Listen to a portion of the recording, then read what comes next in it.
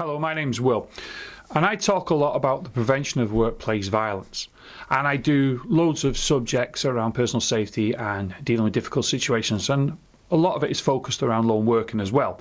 Now, I was asked a question myself the other day that I thought it was a very good question, and what the question was in relation to was how do I deal with abuse?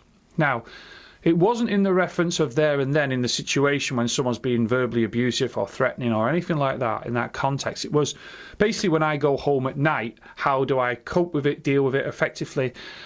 How do I resolve it in myself, in a sense? Because I'm sure one or two of us watching this video have had incidents in the workplace where they've gone home that evening and something's happened that day and it's playing over in your mind. Well, how I dealt with it, and I do teach this on a lot of my sessions when it comes to, like, say, dealing with aggressive or challenging or violent behaviour, I talk around what I call the diary trick. Now, this isn't my diary because one of the key rules about it is you keep the diary at home. And I'm in our studios in Hollywood, so up the road is where I keep my actual diary. Now, what I try to explain to people is this, the three main rules. You purchase yourself a diary, okay, and you don't need to buy an expensive one, and you keep it at home.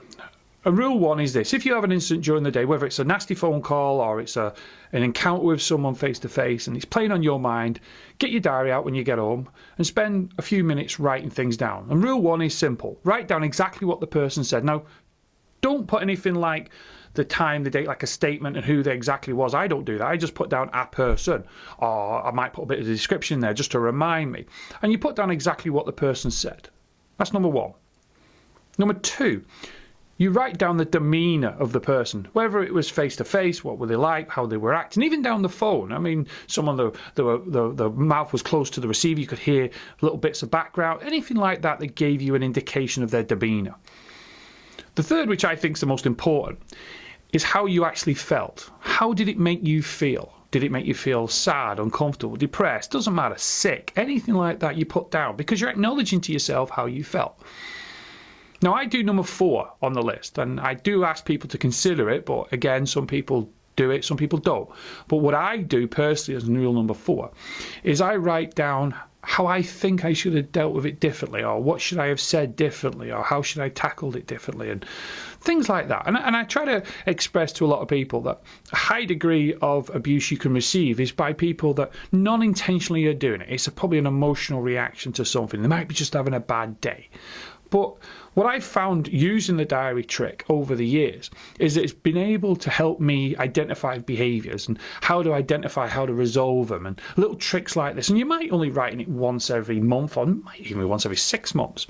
But it's a trick I picked up from people in the civil service many years ago, and I've used it ever since. And I can honestly say, for people I know in my circle and people I deal with on a regular basis, actually use what we call the diary trick. They've actually said to me it does actually work, because it gives you them skills. It teaches you subconsciously to recognise behaviours, and it teaches you to think, right, I can see a pattern. And you can also see, I'm not saying you have, but you can also see faults in yourself sometimes. Like, I've seen faults in myself. I've never been perfect. I've never ever said that. So it's called the diary trick. And it's how I would ask you for your own personal well-being is how would you know what I mean, deal with abuse? And simple enough, buy a cheap diary. Doesn't have to be expensive. Rule number 1, just to remind you, is write down exactly what the person said. Number 2, the demeanour of the person.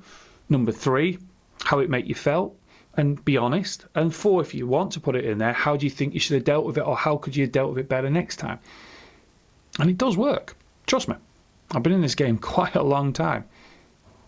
Thank you for watching. Please stay safe whatever you're doing. Please continue to follow us on our various social media platforms, and please get in touch if you've got any questions, because that's what we're here to do. Quell has been designed from day one to go out and help organisations, whatever sector it is, and how to reduce workplace violence. Thanks for watching. Bye for now.